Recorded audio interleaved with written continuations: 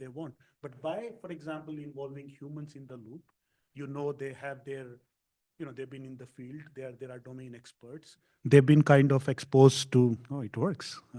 So they've been kind of exposed to different kinds of things, different kinds of preferences or biases, like the kinds of things that they would like to have as part of generation. And then this could actually work, because you are somehow going beyond what is conveyed by the data itself. And that might be a win-win, in the sense that you can generate something new. Because one of the things is, it's hard for humans, for example, to specify, the experts who've been working in the area, to specify what exactly would they want.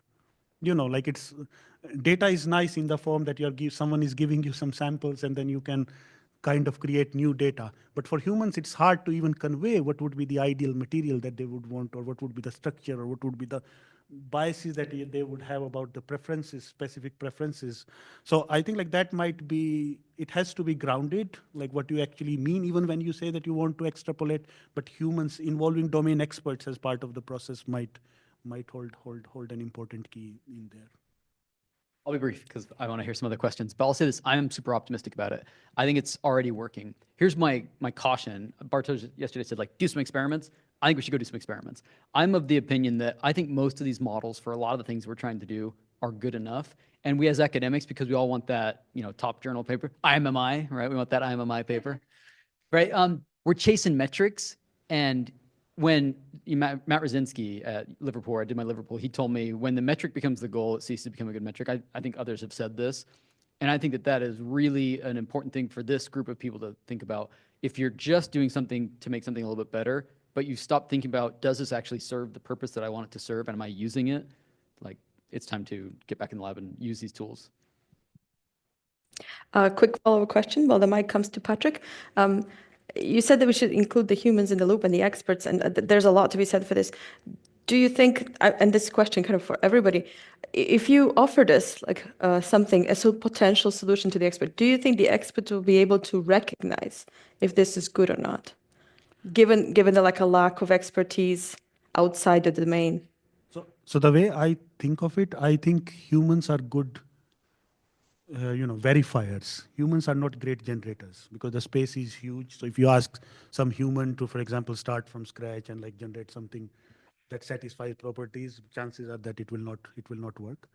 But humans can certainly verify to a limited extent, for example, in the sense that if I give you, for example, two molecules, and I say that, hey, which one is better, when I'm focusing on, for example, some kind of properties, they might be able to left, swipe right. They might be able to do that. Or even if they say don't care, or I don't know, even that is a signal, because that conveys that it's a hard problem. Maybe now your model could focus on those kinds of specific instances, maybe probe more examples like those which the human might be able to give answers. So even a no answer could be, could be a good feedback in some cases. Yeah.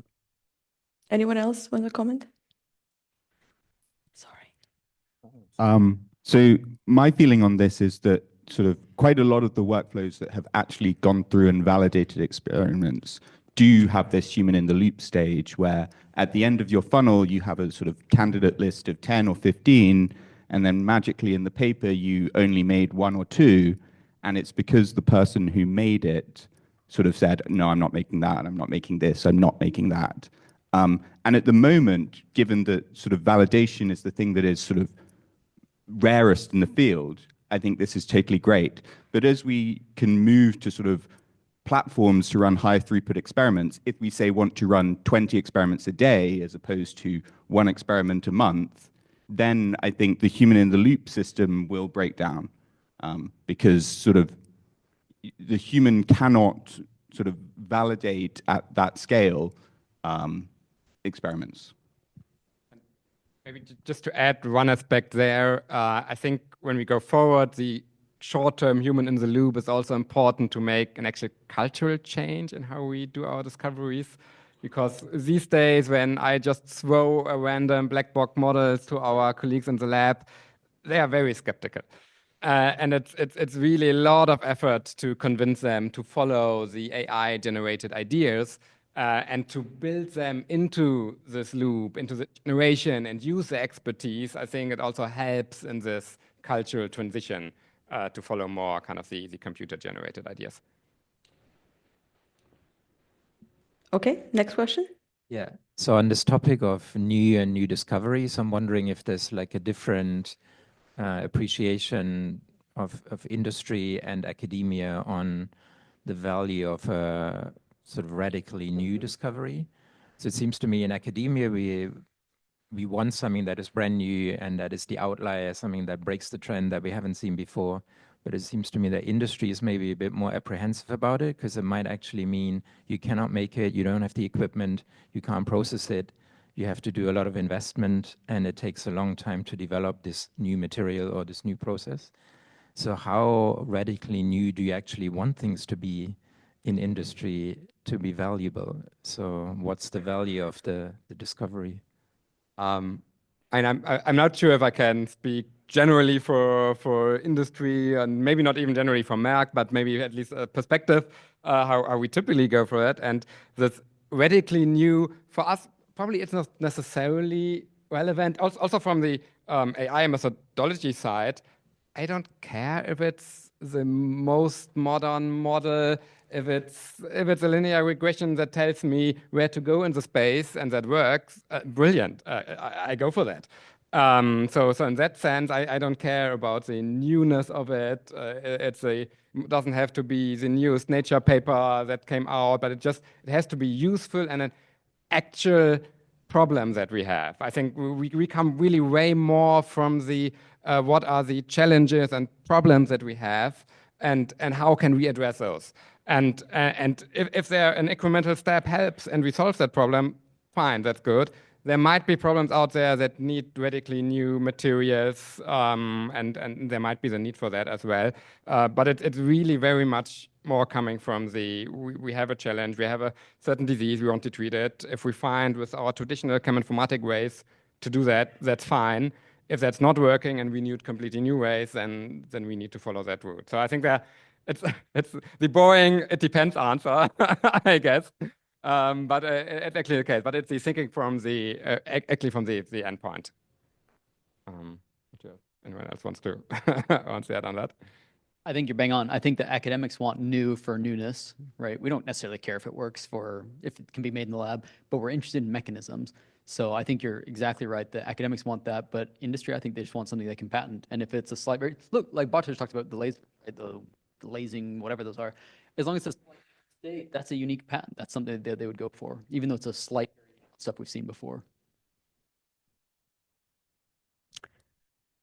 I think the other thing is always cost from an industry perspective. So when I worked at the battery startup, a lot of what we were doing we know several chemicals that we can include in electrolytes and several sort of additives that we can put into cathode and anode slurry formulations that just dramatically improve performance. So sort of lithium TFSI salts for the electrolyte dramatically improve your sort of thermal performance and cycle life, but they're just sort of 10 times more expensive. And so if you make your battery with them, you will sell less batteries.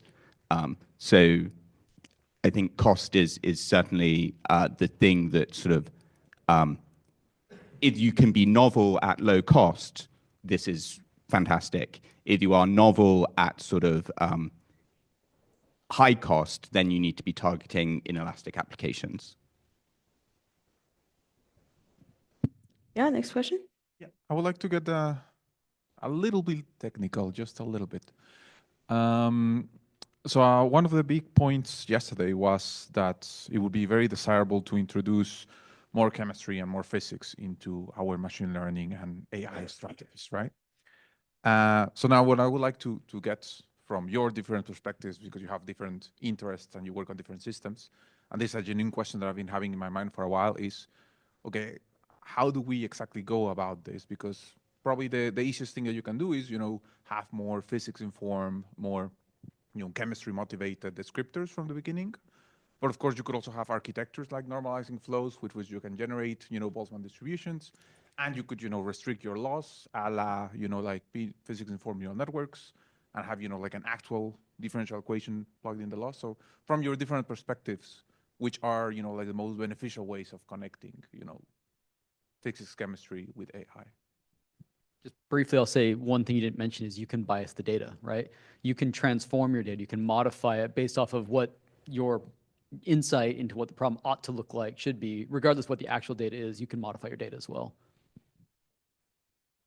Yeah, thank you for this question. I was proposing to young Gerit that we should have a fight about more physics or more data.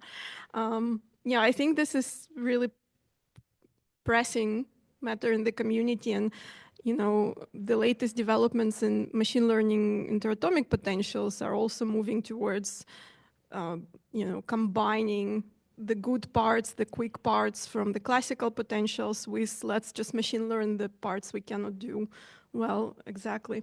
And so tomorrow in my talk, I will also show some examples how we're infusing physics into data. But throughout this meeting, I found myself wondering, even Taylor's talk today showed us examples, and there are also a couple of interesting posters which used, ways to increase the amount of data by just shuffling the coordinates and things like that. So doing nothing with physics, and somehow it works. So these examples where models work, where they have no physics in them whatsoever, what does that mean?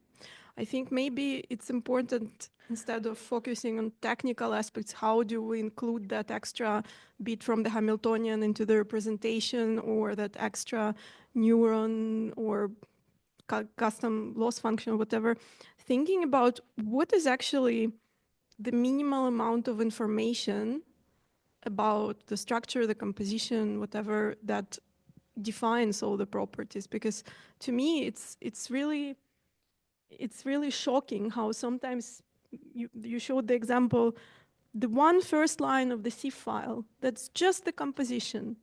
And the model knows nothing about the periodic table. So it's not even the composition in the sense of how many electrons and so on the element has. It's just the symbols, the alphabetical symbols for the elements, and it manages to learn. I think there is value in thinking about why does that happen, because we just can easily say it's because there is a lot of data, but I mean that data came from physics, which means that somehow there is inherently physics in this really minimal amount of information. So maybe instead of infusing more and more information, we need to look at the information we already given, see how does that encode physics. Yeah, so I would say it's a combination of different things. You'll require, for example, so if you have more diversity in data, the quality of data is certainly very, very crucial. No matter like what algorithm you use, if you have diverse enough data, if it covers the space fairly well, then you know that you are doing good. But also from a model perspective, you have to understand like what are the kinds of capabilities, for example, the models your models have, and where they lack, for example. So I was giving an example of this chirality, like for example, some of the models would not be able to take care of it. And then again, there are equivariant models, there are models that try to respect symmetries, and these are very natural symmetries. For example, I say that I have a molecule here, it gives me some representation, I just translate it or rotate it, so I know that my model should spit out some representation which respects this essential, it varies in an equivariant manner, in a predictable manner, but at the same time then it causes issues, like with certain kinds of things. So it's more about understanding the limitations of and the capabilities of your models, and then trying to improve on, say, probably one aspect at a time. And it's not always that you can you probably, there are trade-offs, there are inherent trade-offs, because you improve along one axis, then probably you suffer something along the other axis. But that's how it goes. There are no easy answers. And I mean, you were talking a bit about how to infuse the physics in there, right? And how does it even help? Or does it help? And typically, when we go for a project, we have severe constraints on our data. People always claim we have infinite money, so we can generate infinite data. That's not the case. So we are actually in a low data regime. So I typically think about that. If you have enough data, you don't need to have physics informed, right? I mean, you can just learn from the data. But typically, when you look at your learning curves, when you bring in the right physics, your learning curve should get steeper. right? And that's actually something we see, and there are different manners how you can do that. And really, we try to get as far to our relevant endpoint, whatever that might be, stability of the device, some emission of an OLED, whatever. We try to get as close to our endpoint with some physical modeling that we can do and we can afford, and then we just try to learn the rest with the data that we have. And of course, in this rest learning, we try to give in a as physical representation as we can. Sometimes this is just a bird model on a molecule, but often it's really way more complex, some quantum features that we give in that are as close proxy to our endpoint as we can. Because then, and that's actually what we see in our examples, that the learning curves get steeper, and then we get away with way less data. Yeah, so I would like to add to that, because this is a good point that you raised. It's also about the task, how much you care about a particular task. So for example, you could have, for example, this quantum mechanics based like MD simulations. You could actually do, and you could get very precise, for example, data from that. But it is very expensive. So what you could probably do is, you could do like maybe some substitutes, like there are all these kinds of, for example, for docking, you have these substitutes like Vina scores, Nina scores, and all that. But then again, they are not fully reliable. So it also comes down to how much effort and cost and investment you are willing to, dispense with for a particular. But these days, one can do that quite smartly in kind of a multi-fidelity approach, that you kind of merge these different layers of accuracy and kind of automatically get the best per cost data and information as you can. Yeah. But these things do help. For example, if you take like these data sets, many of the data sets that we talked about, if you don't model equivariances, you'll see a consistent drop of 4 to 5% across all methods. So you know that like incorporating physics and incorporating the underlying physics in your models actually helps. So I'm not talking about one particular model. In general, like I would even say that across models, most of the models, if you incorporate symmetries, given the amount of data that we have, it often boosts the performance by 4 to 5% across multiple metrics. I'm glad there was no fighting over what is more important, chemistry or data. I think we've all concluded that if you're building physics or chemistry, you need less data.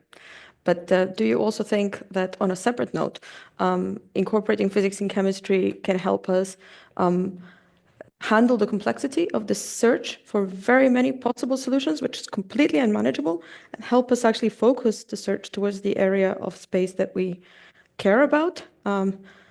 And whether, like, we're not really exploring that part yet. This is also very complex. Even downfolding the search to more specific areas of the search space is still very, very complicated. But building in physics and chemistry should help us get there faster.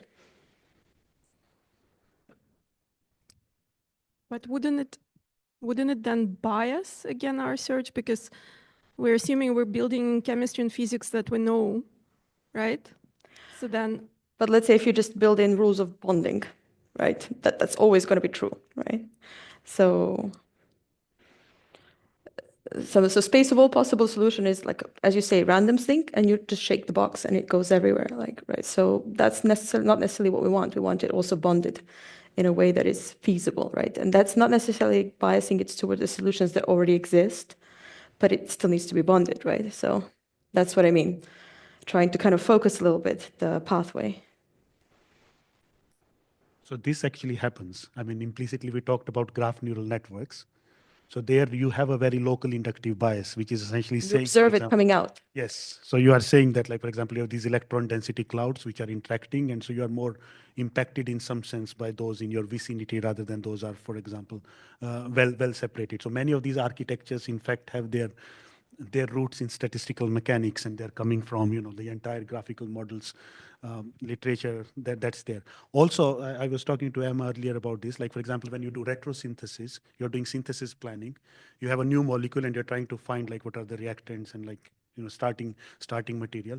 So when you are doing this search, you could actually bias towards something that is more useful rather than, for example, searching randomly over all the possibilities that are there. Like a cheap So- precursor or yes. something So, available. for example, one of the things that people typically use is to have some kind of like similarity measure, like Tanimoto similarity or something. So you say, hey, these are all the starting materials that I have in my library. So I would rather try to have reactions that generate these intermediate compounds, which have high degree of overlap with some of these starting materials, because that would give me, in some sense, probably like a better chance of you could guide your search in a better way, in a more informed way. So these kinds of things, some of these things are already implicit in the kind of architectures that we build. Likewise, you build equivariant layers, as I talked about, or invariant layers.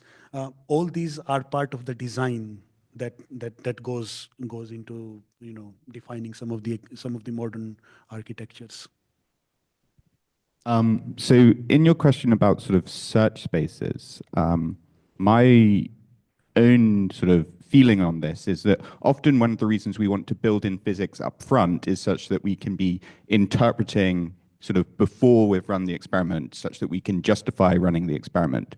But I think probably from my perspective, I'm less concerned about understanding the surrogate model that sort of suggested the data and more concerned about seeing the good result or the bad result. A bad result will improve my surrogate model more than a sort of mediocre result that is half correct because it half builds in some intuition. And so if I consider the like process level, good data, bad data is all sort of useful in building the platform that will eventually lead to the result I want.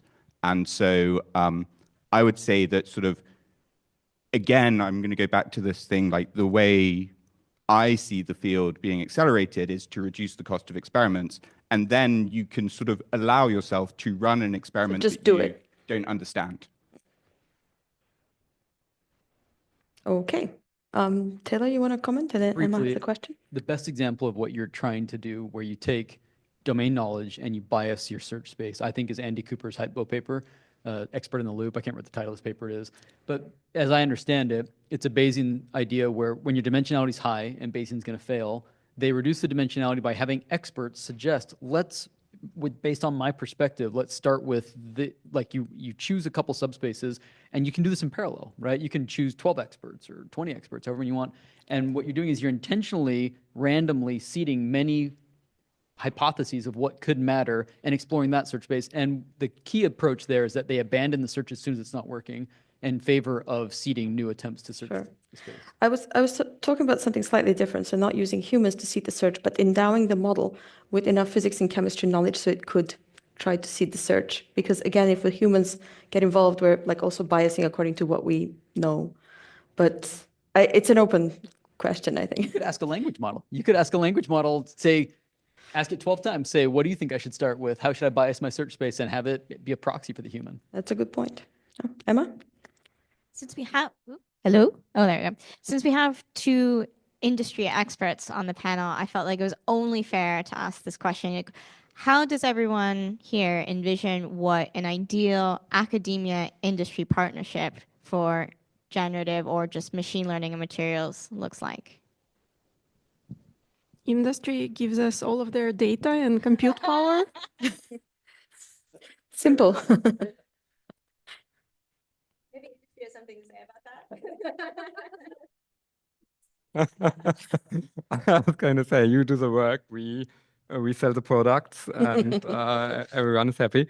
Actually, we have a lot of really great ongoing academic collaborations, and typically when they work as well, there has to be a mutual interest, of course. We have slightly different incentives, but they are not necessarily really contrary, but we have to kind of try to get both managed at the same time. So typically for us, when we engage in those collaborations, it's when it's a field that's a bit more explorative. So when I know I want a certain solution, I can give it one of our scientists half a year and then it's done.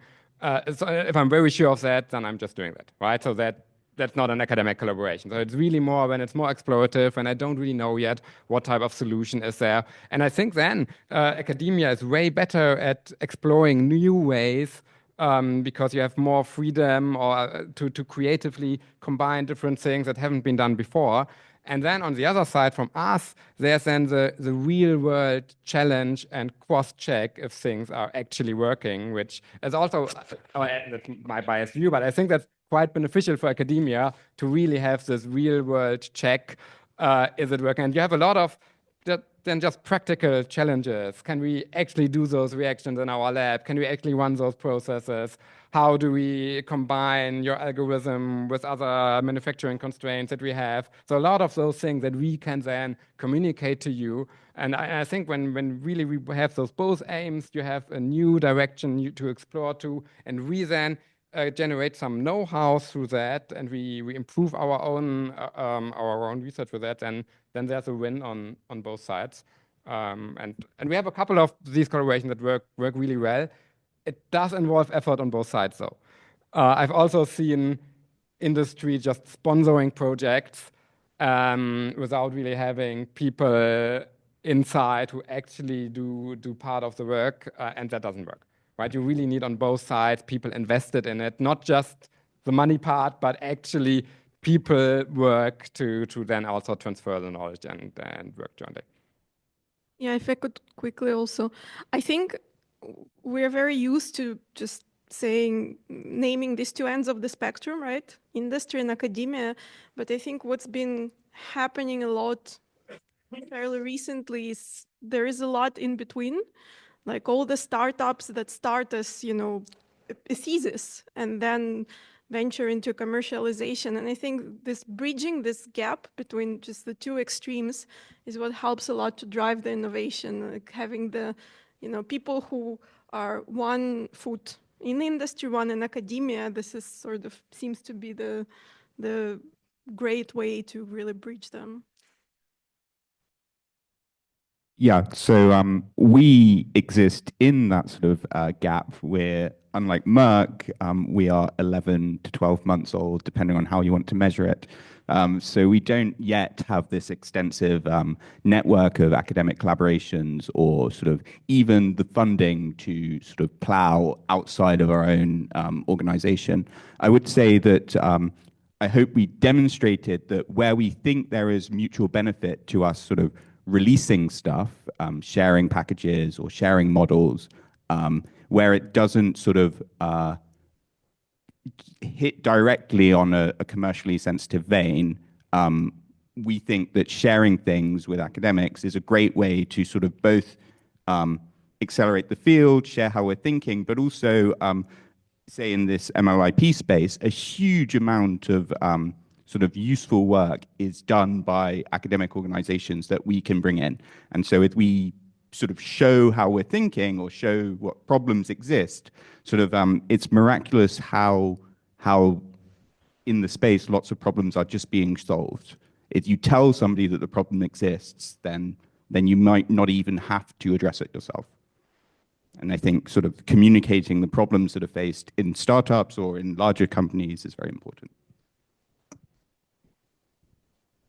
Okay, Juha had a question? Yeah, so kind of continuing along this theme. So kind of from my experience in the past, especially now that this computational material science space is really exploding, do you guys have like this fear that this space is just going to be dominated by these big companies which do have the compute power and resources to do all of these, expensive simulations to train their large models? Is this something that you think that big industries is really maybe almost kind of like squeeze the academic research in this field out, that the academia has to go into more niche areas? Or is this something you don't fear happening or not worried about? For me, short answer is no. No fear. Because, I mean, there's really, I know that Google and Meta have a lot of compute power, and they also have great scientists, right? They hire great scientists, but they don't have the actual material science problems. In certain domains, they do have, Meta is going for some of these vision glasses, and there they actually have now some material science department type of thing, but that's a bit different. But you need the actual challenge and the actual problem that you're going for. And I think that's not replaced by them. No. Yeah, so I would sort of say that Google is not going to commercialize anything because a billion-dollar market opportunity is a small market opportunity for Google. So lots of the work that has been done at Brain or these other sorts of research organizations, so say the work they did on sort of olfactory sensing from molecules, so sort of trying to connect smells to molecular architectures, it gets spun out.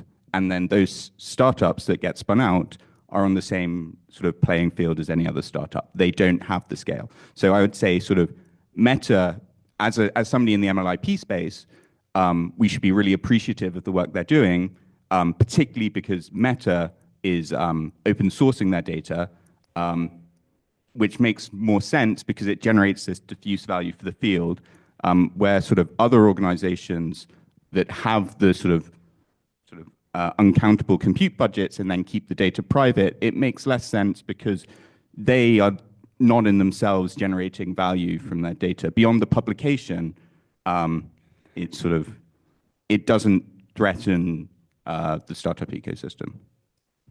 Yeah, I think it's important to, I agree with you both, but also I'll add another point that it's important to distinguish between science and engineering. So you can certainly scale up with all the infrastructure that you have. You could certainly, for example, launch lots and lots of parallel jobs. You could see what architecture works and all, but you still need to come up with good scientific innovations. There is good science that is required. I mean, we talked about, I think you mentioned in your talk about how 2017 attention is all you need. You had these transformer models on which the current GPT, chat GPT and everything is, most of these models are based anyway. But still, there are lots of things that are not satisfactory there or that are being improved upon as we speak, and they make meaningful differences. We are not talking about only incremental or marginal gains by doing these innovations. And it's not, so you talked about, and this also ties to the previous question that for example, does incorporating some physical priors or any of this information helps? So I'll just give you a very concrete case. Okay, there is a similar problem of very high complexity, which is, for example, climate modeling. We have tons of, we have ages, data spanning at least 70, 80 years. It's a very complex data. It's a very hard to model problem because you could possibly prevent natural, you can guard against natural calamities. You can evacuate, reasons, space and all that. So there are these massive models. For example, there is GraphCast. There are all these models from NVIDIA, Google, which are very data hungry, very compute hungry. We did this experiment last year out of curiosity. Could we really, do you really need this much complexity? We incorporated some physical priors just on the basis of a principle called advection, which is a very well-studied phenomena. We were able to reduce the complexity by 100-fold, and we are still getting the predictions at the same level or even better in some regards. Likewise, for example, recently, we similarly thought that there are all these models. You talk about all the interest in the pharma, in molecular modeling for drugs and proteins and all this. Most of the models, I can even tell you now, and this is a paper that has just appeared in AI Stats. We just had an oral on this at a premier ML venue. So this is really the current understanding. You have these over-parameterized systems, because the general tendency, you take a base system and you build a wrapper on top of it, and you say, okay, and I give more compute, I give more data, and it will work. But just with a very simple model, which are simple. We tried one of the models, which is 100 times smaller than the existing models, 1,000 times faster than the existing models, and still does better than the state-of-the-art docking systems that we talk of. So certainly, I would encourage you to saying that there are lots of very, very interesting challenges, scientific questions that are waiting to be resolved. Engineering is certainly important. Once you have this, sure, these big companies will have an advantage in terms of scaling it up, trying different variants, and but certainly there is lots of scope for good science. Yeah. I love everything that's been said. I'll just add this thought. What some of these big companies are doing is incredible. And I say that it's hard to believe what they're doing. It's incredible. Think of some of the biggest research grants you've heard of going to academia. The one that comes to mind is the Acceleration Consortium, where they get 200 million Canadian to do what they're doing. thereabouts? Okay, 600 million. I didn't know it had gone up. It's 500 million. But still, 200 million. Now you compare the cost of training some of these large language models. Thank you. It's on par with that, right? We don't know the exact costs. But one estimate I saw for GPT-3 is that it took them 10,000 A100 units, and those each cost 25 grand a piece. So the CapEx cost on these things it's outside the realm of what academia can do. And I'm grateful for these tools. The industry, now they're not doing it out of charity. They're trying to make a buck at the end of it, but they are unlocking things that were so far beyond what academia could ever dream to do in terms of resources. And in some cases, they're doing it. I think right now we're seeing it benevolently because they're all wanting to be seen as like the smartest person in the room. That's why they're open sourcing, releasing all this stuff. And maybe that will change, and then it's going to be a dystopian future where these companies are much more powerful. Because the downside is that they don't have to share anything. It's their own buck, right? They don't have to share, and they're not obliged to. I hope they keep on doing it because in the meantime, they're producing tools that are, as you've seen in this meeting, they're transforming the way that we all do science. Yeah, sometimes it's necessitated.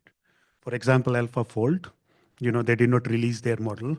And then there were these open source replications of like that model, like there was OpenFold, OmegaFold, and so many folds that at some point they realized that like, hey, and they were able, in the same ballpark, they were able to essentially replicate the results. And so they realized it's better to release the model, and so some of these things also happen. For example, even with Llama and all these models, all of a sudden, that you don't have that competitive advantage because there are lots of smart people who are working on these kinds of problems. Once a problem, attracts interest, this is the good thing that the entire community kind of, tries to try their hand at it. And so in some cases, I agree completely with you that this is a great opportunity where we have like these models which are super successful, which industry invests significantly to come up with, and then it also provides further incentives to come up with probably more open source versions, and then it's a more level playing field for everyone.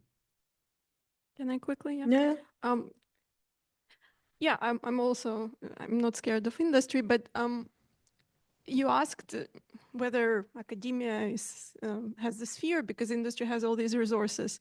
Resources is just one part of it. Resources by themselves do not make discoveries, right? We're not yet in the metrics world where machines run themselves. So I think huge value is still, and hopefully will remain to be on the people, on the talent. So I think personally the fear I have is more about how do we retain the talent? Not only retain it in academia from industry. Again, as I said before, I think it's beautiful that we have, it's no longer two extremes and we have everything in between. But the fear I have is more about the people we're training right now, the students we have right now, what AI is doing to their training and what we think is important as educators. I mean, many of us, I'm sure, are involved in teaching. What should we teach? Going back to this question, do we keep inserting more physics and chemistry into models, or do we just capitalize on the data? If we just capitalize on the data, do we still teach chemistry and physics as much? So for me, this is more of a fear I have than, Meta making big discoveries. Good. I don't see any questions in the audience yet, so I wanted to ask something about a topic that was started yesterday. Maybe we could continue it.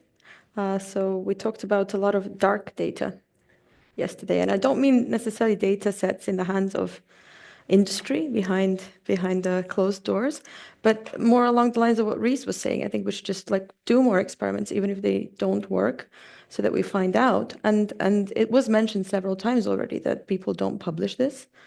And there's a dearth of it in the literature as well.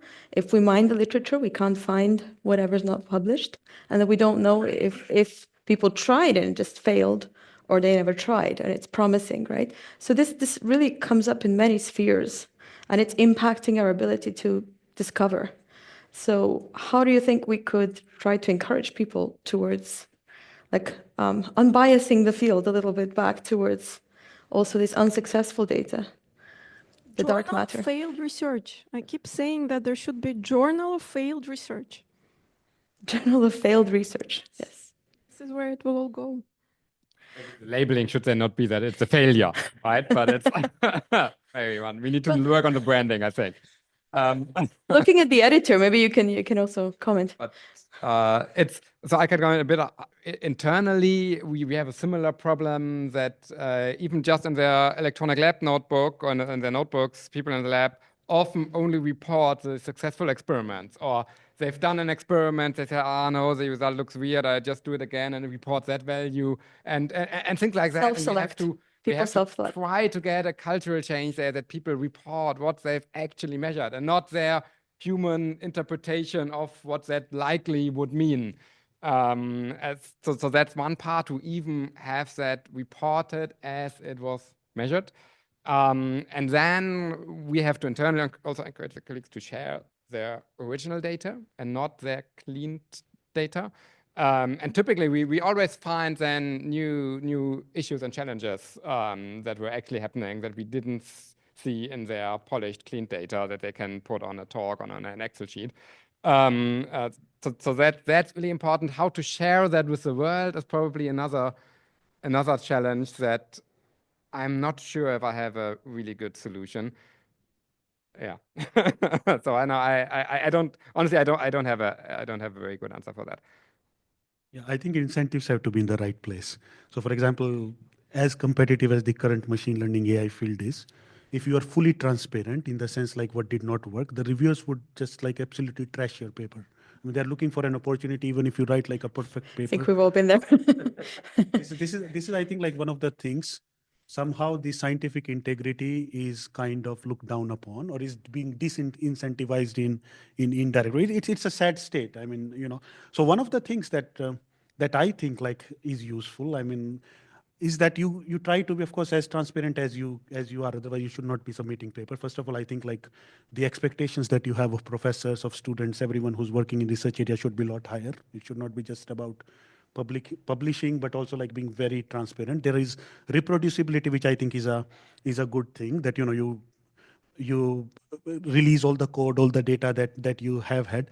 I also think somehow like, so Kaggle is good in some sense, because you know you almost never see the test data. You only see the train data, you see the validation data. There is lots of information leakage happens as you, for example, work on a particular setting. You know, it's almost always that, you know, like if you do it a naive way, you would pick into your test data multiple times directly or indirectly. So I think like that would also be helpful if there were some standard data sets that were kind of hidden, for example, and you know there were independent verifications that were done about that. But other thing which is also helpful, which I think really works, once your work gets accepted, you can even build on the limitations. So recently, machine learning use that as a platform. Machine learning conferences have actually, like, you know, they've started asking a question about the broader impact and limitations. Some of the top conferences, and I think like that's a great avenue, because you can now go about societal concerns. You can also add, and we've done it in some of our papers. Some others also have done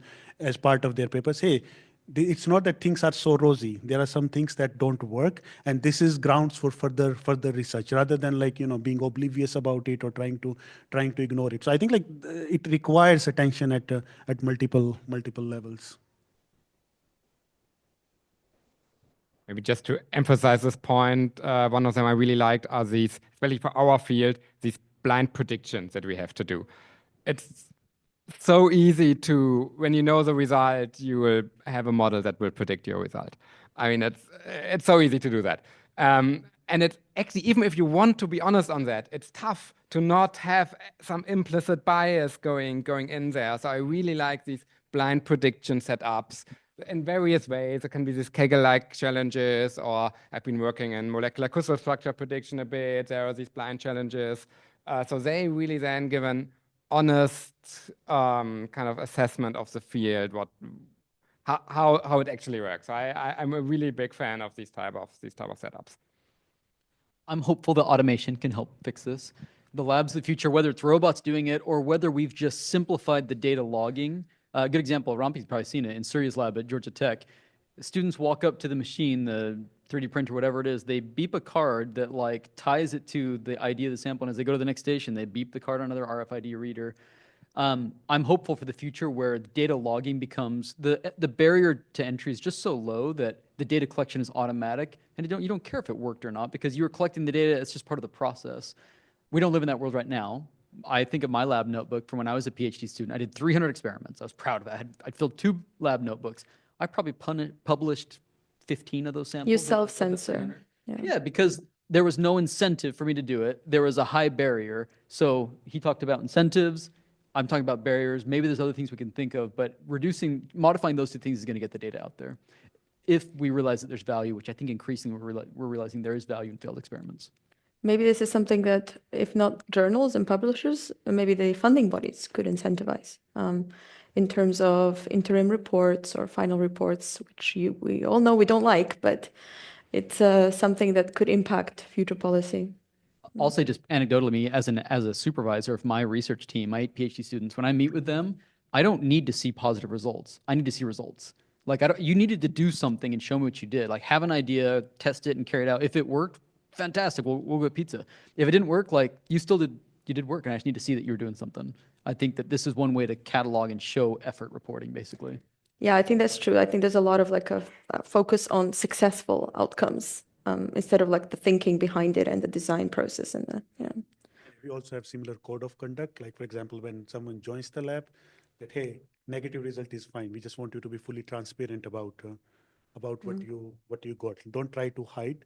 I mean, and like I'm very explicit about it. Like the downside is huge.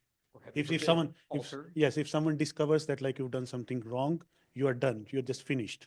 So when you like tell this to students upfront, then they're really careful, and I think it kind of works, or at least I think it has worked.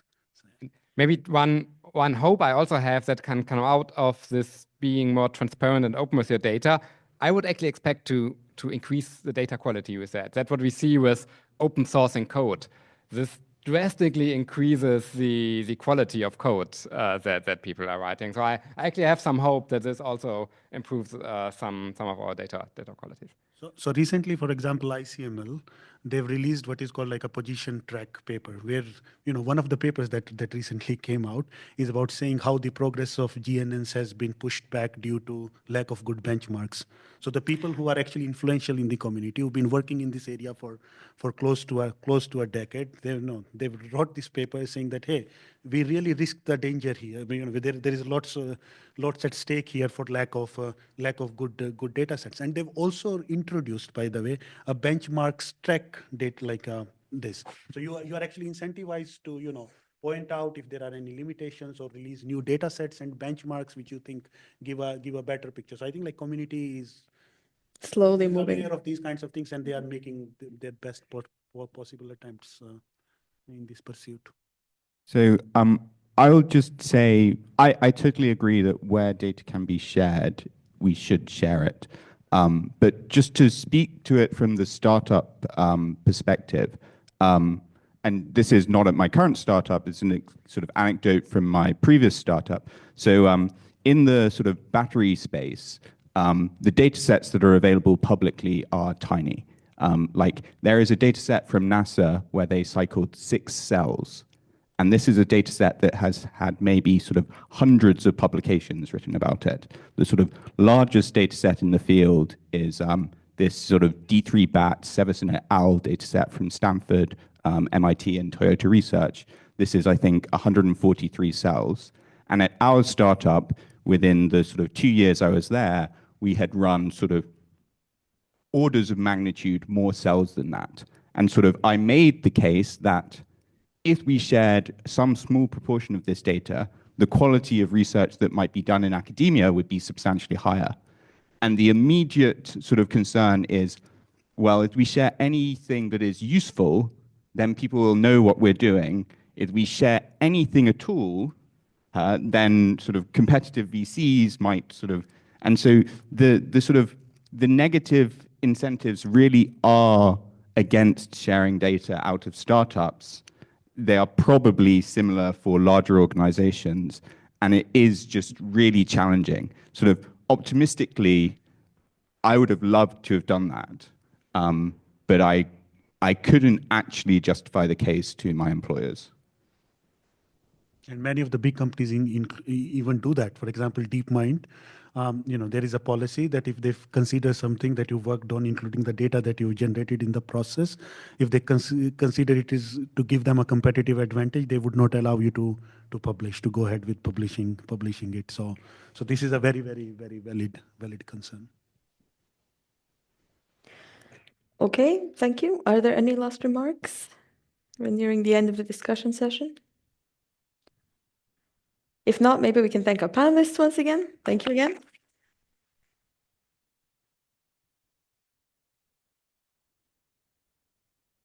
Thank you, and we will now continue with the regular part of our program. The chairs can stay as well, it's okay.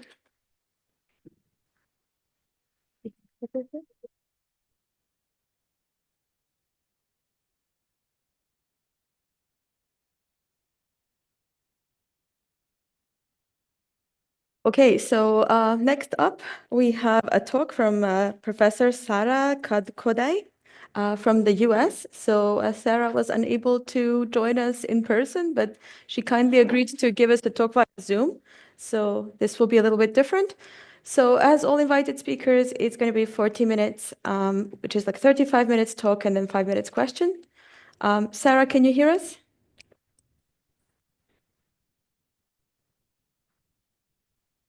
I'm not sure if the audio is working. Yes, I can hear you and I can see you all. Lovely. Okay. A big wave to you. Thank you so much. You can hear you very well, so please go ahead and start your talk. Okay, first of all, I'd like to sincerely thank the organizers for giving me the opportunity to speak here at this workshop and accommodating me to present this online. I was very much looking